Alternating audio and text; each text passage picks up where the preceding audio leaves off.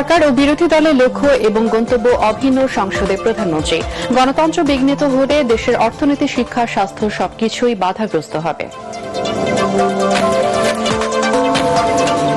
অতীতের বিতর্ক পেছনে ফেলে ঐক্যবদ্ধভাবে সামনে এগিয়ে যাওয়ার আহ্বান বিরোধী দলীয় নেতার।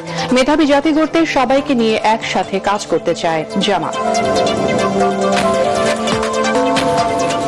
14টি উড়োজাহাজ কিনতে বোয়িং এর সাথে বাংলাদেশ বিমানের চুক্তি সই, খরচ হতে পারে 35,000 কোটি টাকা।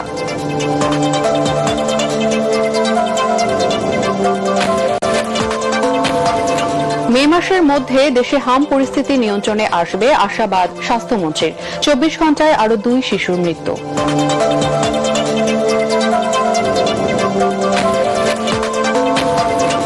এবং শীর্ষ সন্ত্রাসী টিটন হত্যায় জড়িত না থাকার দাবি মামলার প্রধান আসামি পিচ্চি হেলালের।